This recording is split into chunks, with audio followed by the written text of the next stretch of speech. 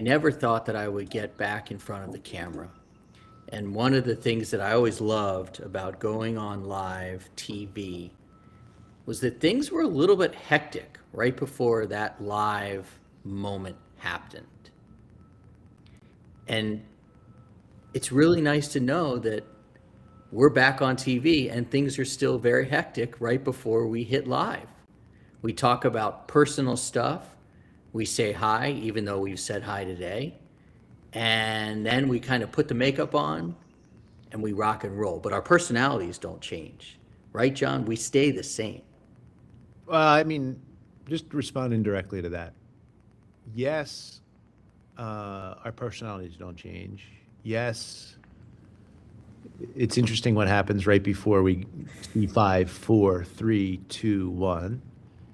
And I have kind of a both and. I am both excited about how raw and how unscripted this can be, even though we're talking about areas of expertise that we both have and can both share. But also sometimes I get, if I'm being real, nervous about it. It's live TV. Like a lot of people see this, and how much it is raw being too much versus being fully prepared and fully scripted and fully, run of show and here. So I have that both. I love raw and I love unscripted and I love being able to just give. But I also get sensitive sometimes when we're right up to the wire with life happening at us, and gosh, it's happening for us, Josh.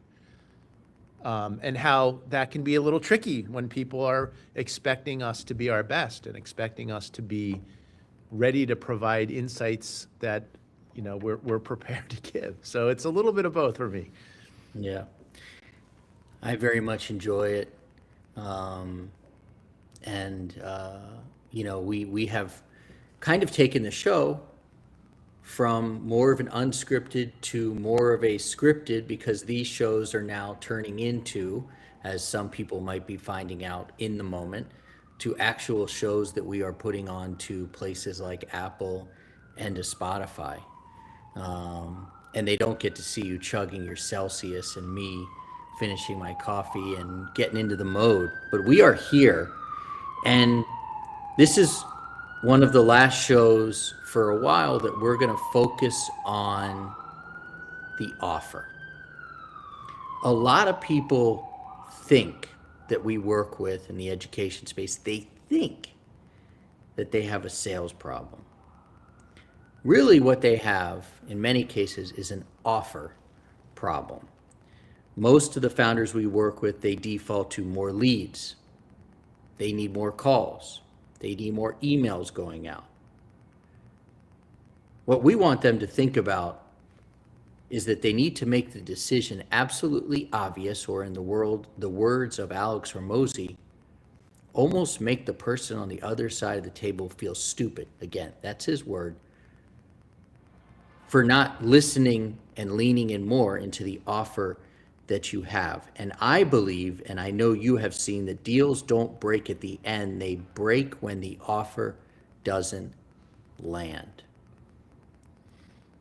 I'm going to let you chime in here, but offer is a word that is not necessarily associated with the education space. It's more from the coaching sphere.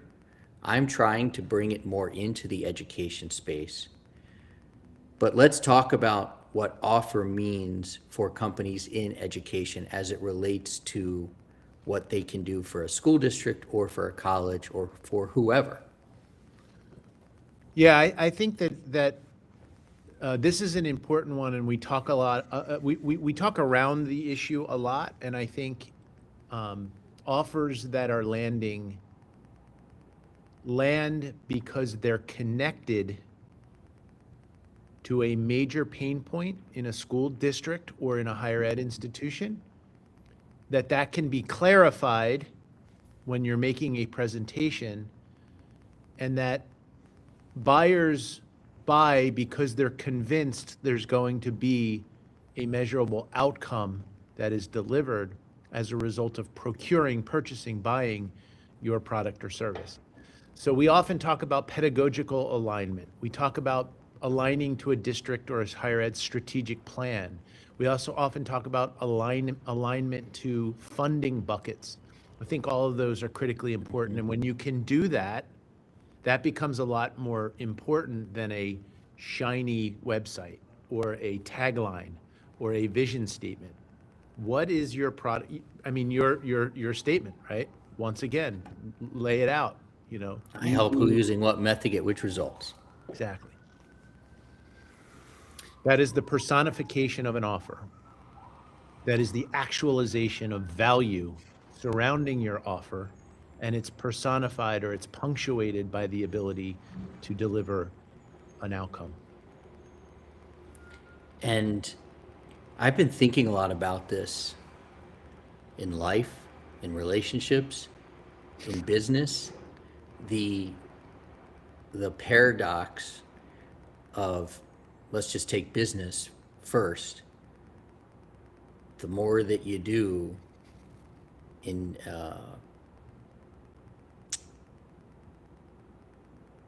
how can I describe this? Let's relate it to the offer. No, where were you going to Adding, go? Where were you going to go? well, I'm going to challenge you. yeah, in so many ways, you know, for example, right, like when we're working on our businesses, when the business is growing and you're super excited about it, and you want to work 8 days a week, actually, it's probably best just to work 5, maybe 6, but definitely give yourself a day off. Definitely give yourself time to walk away. Definitely give yourself time to breathe and experience other things. And so less is more in that case, and less is more when it comes to an offer. Adding more makes your offer weaker. Adding more makes your offer weaker and not stronger. More services, more customization, more flexibility, that turns your offer into a menu, and menus actually create hesitation. And I think the default for a lot of founders is we'll add in more services. We'll customize for you. I can be flexible. And in fact, that only creates confusion. And so in this case, when it comes to the offer, the paradox is no, don't add more. Keep it simple. One offer, one transformation, and give that to your one perfect client. That's where I was going with the paradox. Yeah, I think it's dead on. I think the key word there is the clarity of your offering. If you walk out of there and say, well, they just didn't get it, or that's your fault. That's the solution provider's fault, that they're not able to clarify the value that's going to be delivered to that customer in a way that that customer, in buying your solution, will be protected, because you're going to clearly provide an outcome that is measurable, high impact, and a painkiller. Talk about your pills versus painkillers. Yeah, it's actually vitamins versus painkillers. At some point down the road, we'll explain why I might be thinking about that. But yes, go ahead, vitamins. I think we're ready to talk about that when you are. But yeah, I mean, when somebody comes in and a school district has 5 key elements to a strategic plan. We're going to raise literacy scores. We're going to engage with parents. We're going to ensure that our workforce is resilient, and we're going to fix chronic absenteeism. And your solution is the 6th thing on that list that they're really focused on. You're peripheral. You're not really something that is going to alleviate pain. You're something that's going to add muscle, add some health.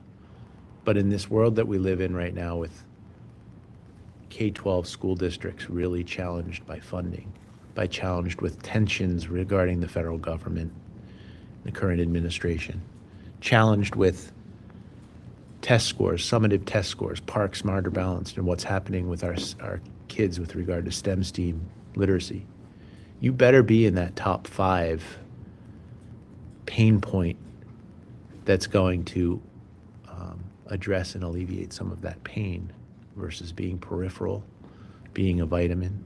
It's going to keep them healthy when they're struggling with pain.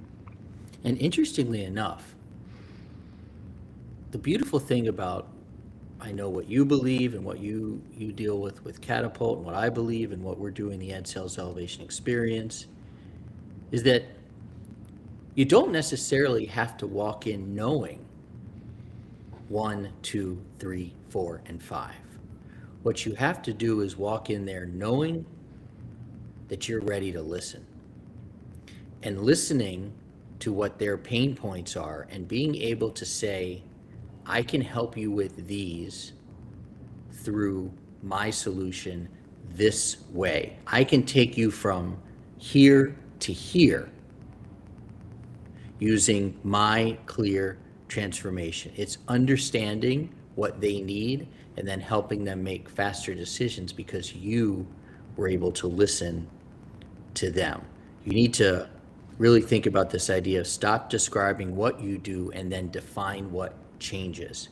And I'll take people back to the iPod example. Not the MP3 player. Not looking for another MP3 player. No, thank you.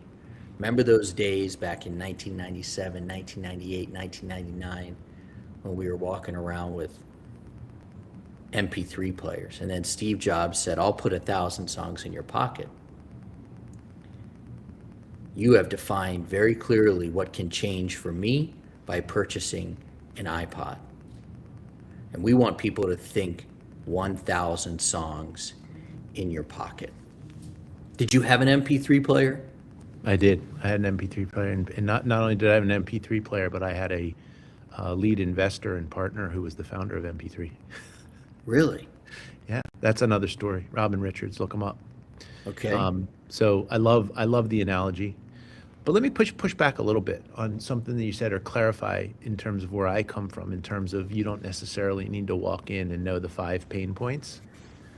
I actually think you do. I think you need to walk in and know the 5 pain points, but where you need to have an inquiry mindset is know the sub-bullets under one of those pain points. So if you have a literacy solution, it's based on science of reading and phonics, decodables, you better know whether that district is struggling with literacy and 70% of their kids aren't reading at grade level.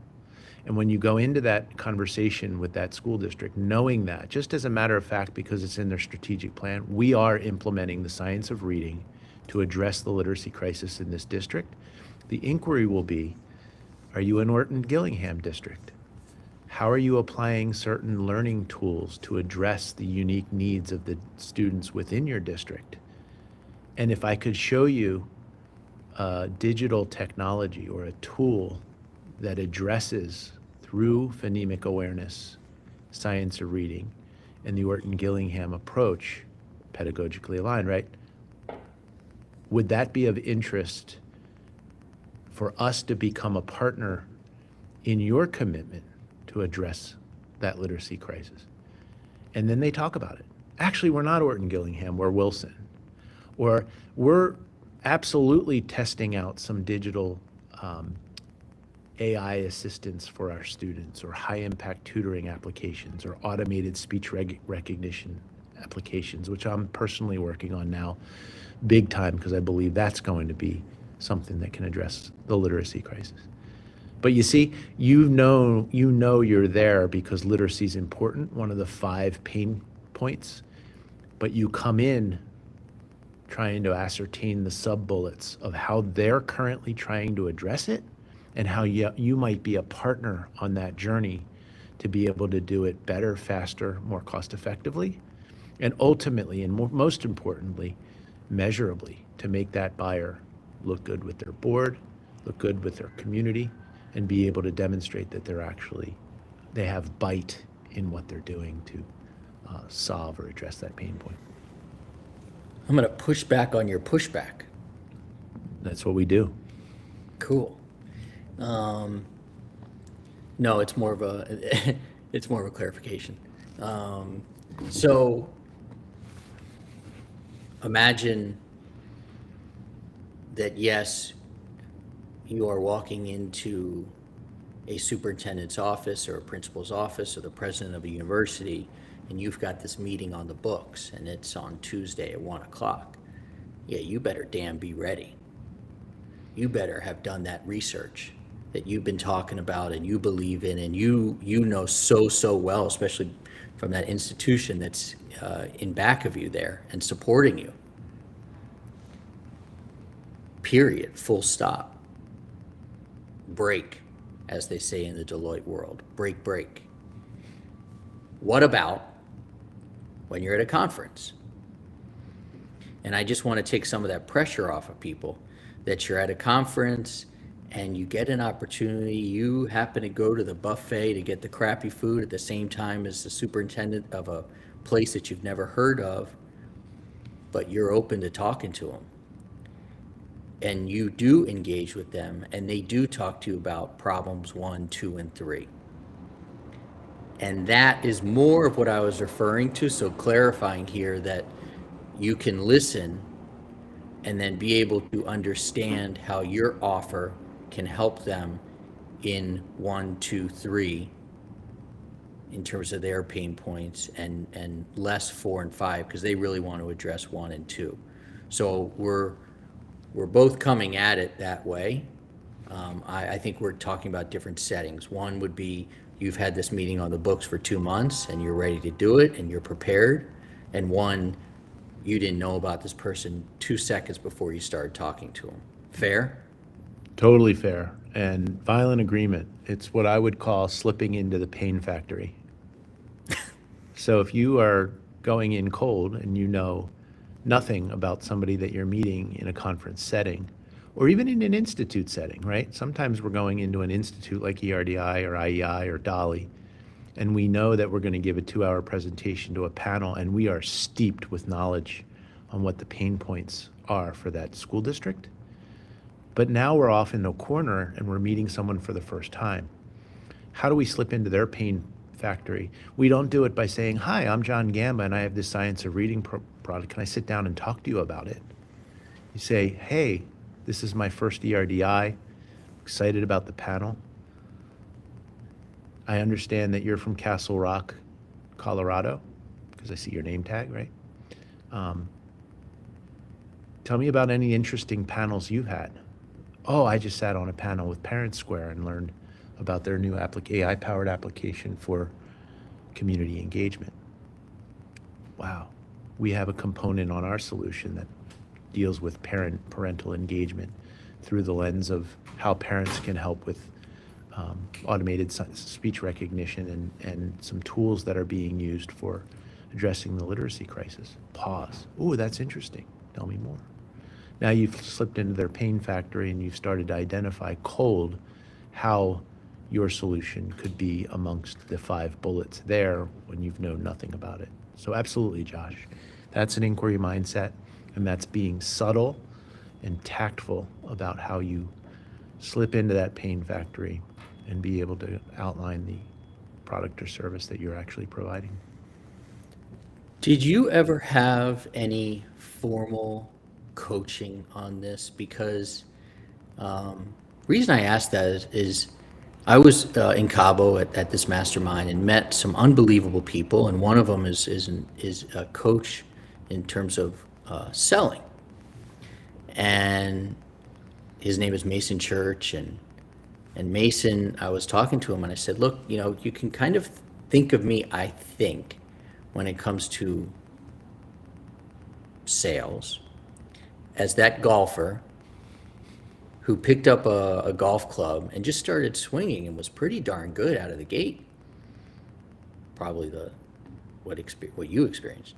Pretty darn good out of the gate. And when they got to work with a coach who said, turn your wrist that way, or keep your elbow in, or keep your head down, they were hitting the ball further and straighter. I feel like I'm that way when it comes to sales. Pretty good at it. However, I have hired a coach. It's actually my 3rd coach. I got 3 coaches right now, John. I'm in a time of learning. And my coach and I are working on that inquiry mindset, asking people more questions about how we can help them or what might be holding them back. So have you had any coaching when it comes to sales, or is this kind of like your golf game? You're just naturally good at it, like your hair, like everything else No. in your life.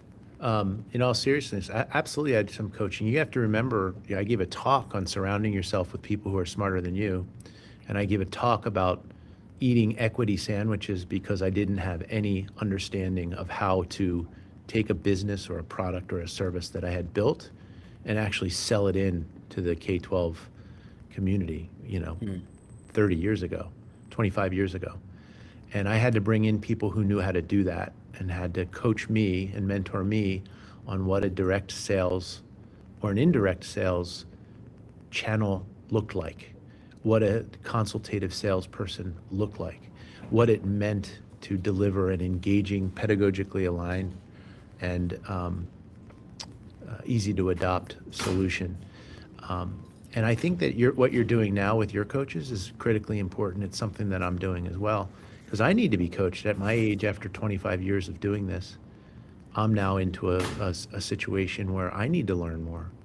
All of that training, all of that mentorship that I've had, all of the success that I've occasionally had in direct sales into K-12 and higher ed, and the mentoring that I'm providing to a lot of ventures, now has to be bound by this new world of AI-powered solutions in education.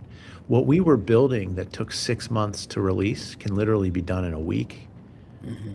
And what does that mean in terms of how you can connect what's being released as an offering or a product or service extension to how that will land inside of those 5 bullets, inside of the things that are going to compel a district or a higher ed buyer to buy it, and how AI can be leveraged to manufacture or deliver on the outcome, the reported outcome that can be delivered so much faster and so much cost effectively now. So if I rely on what worked in 2002 when I was managing a 20-person direct sales force, probably doesn't work in 2026. So I have a lot of learning to do as well. Yeah, I say it and ask the question, and we're going a little bit off script here because I just want people who are listening to know that you're not alone in leveling up and coaching and wanting to learn more and struggling and facing challenges. And hopefully you have that paradox of humility and will that I learned from my friend John Gamba, and we've been talking about it inside of our cohorts this week. And I'm a big believer in coaching, and like I said, I'm trying to bring it more to the education space. If we talk a little bit more about the offer, it needs to feel safe. Needs to feel safe. This is a word we've been using a lot through our course writer, Alvin.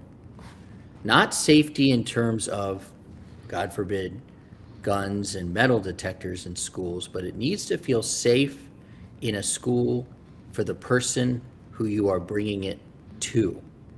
Buyers fear failure risk, internal pushback, personal reputation.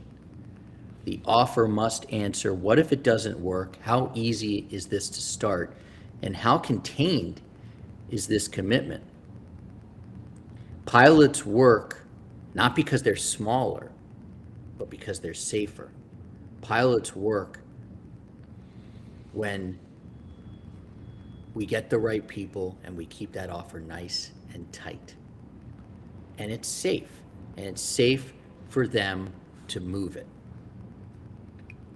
There's a little bit of coaching on how the offer should be, and that the real risk is it not moving because you made it too complicated. In your experience, whether it's personal, your businesses, or some of the businesses you have coached through Penn and everywhere else, how often do you see the offer get too complicated? You say, let's just dial it back. Let's make it safe. Let's talk about safe, because I talk a lot about this with the mentees and the ventures that I work with. And we call it SPP. Go. Safety is a process, in my opinion, of first a story. When I'm working with you, I want you to know that I'm a human being and that I founded this company because I had coffee with my English teacher, and my English teacher said that if I won the lottery, I'd continue to teach, but I'd pay someone to grade. That's a story. That's SwiftScore. And now I'm kind of hooked that John Gamba or Will Krasnow is a human being who's working on a pain point that my teachers are feeling. They're overworked, they hate grading, but they love teaching. So I've created some safety with that story. 2 is proven. We've done this with the World Bank. The average amount of viability or efficacy that we're seeing with AI-powered solutions is 82%, whatever number it is. But we've worked with the World Bank, and we're seeing 95% accuracy and efficacy in the observation, evaluation, and coaching algorithm that we're providing, aligned to the major instructional frameworks like Danielson or Marzano. Proven. And then precedented, the 3rd P. And now we've done this with 14 school districts, and we've been able to deliver on that 95% over and over and over again. And here's how. And you lay out the process or the use case that is being delivered. You solidify that SPP, I would bet your safety factor goes way up. Story, proven, precedented.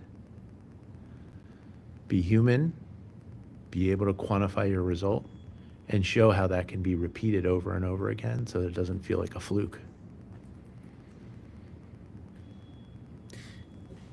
He's not just beauty, folks. He's really not. There's brains inside that. I'm not sure if I've heard the SPP before. We're going to do a show on it. That's great. That's because I just made it up. No. Oh, really? Listen, you can get more of that from John Gamba from Catapult. John, give us 30 seconds on Catapult. Yeah, we have a virtual accelerator, Catapult. You can Google it, Penn GSE's Catapult. And it connects education entrepreneurs to learning resources, strategic advisors, researchers, and practitioners, all within this entrepreneurial community of practice. It's a self-paced standalone accelerator. We have 3,000 general members inside that accelerator and 100 advanced members. General's free, advanced is a small fee, $399 lifetime membership. And it gets into some of these tools and techniques and some of these SPPs and 80-40-20 rules that we like to talk about on this show. 20. Yeah, cool, great. Well, that firm believer in Catapult and what you do, and then we've got the Entourage. That's our growing community. We just crossed 250 people, and John, I for the first time in my life, I'm spending some money on Facebook, Instagram ads through Meta. And the perfect people, my perfect client are coming in. I'm having these conversations in the middle of the night via school, which is where our community Entourage is held. It'll be in the notes, of teachers that are been doing this for 20 years and they're looking to grow their business, that they know they can help kids. And we've got business owners who want to get to the next level. So folks should join us in the Entourage. And speaking of the Entourage, the after party, and I'm gonna take it easy in the after party, Take it easy, man. Take it easy in the after party. And we're going over to the after party. I don't know if John can join, but the after party is going to take place in the Entourage. So if you're listening live, meet us over there. If you're listening to recorded, join us next time, and you can be a part of the after party. And John, how cool is it as we go out the door here for the people who are joining us live? In your background, you've got some rain coming down up there in Philadelphia. I can see PEN. I know it's the University of Pennsylvania. Behind me, you've got, Washington, D.C., Northwest Washington, D.C. So we're some lucky dudes, grateful for where we are. I'm very grateful. I'm very grateful for you. I know we're all going through our stuff, some challenges, but I'll just say this for anybody who's listening, the power of feedback and the power of sharing insights. You got an insight from one of the community members about how they were touched by an insight that was provided that you've shared across with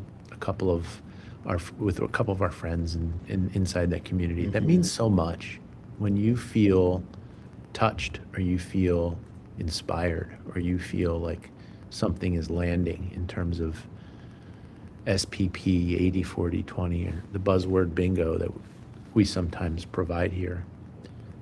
Reach out and share it. I think it's important because we're all in this together. There's some tough times right now in education and in life, our personal and professional lives, and that matters. That makes you feel like, hey, I'm doing something right. And you are. Join us in Catapult, join us in the Entourage, join us I everywhere. should have said we're doing something right because that We was are. directed to you, Josh. It was in your Thanks. community and from one of your members. So absolutely. Yeah, it's from Mayor, who's a member of our community, Rockstar. and his brother Moshe. They're just doing phenomenal things with Class Stars. And so thank you for joining, John. I know you got to rock and roll. Everybody who joined us live, we appreciate it. If you're listening to the recording, that's amazing as well. Keep doing great things. Join us at Catapult. Join us in the Entourage. We're happy to help. Thank you. Be good. See you, Josh. Cheers.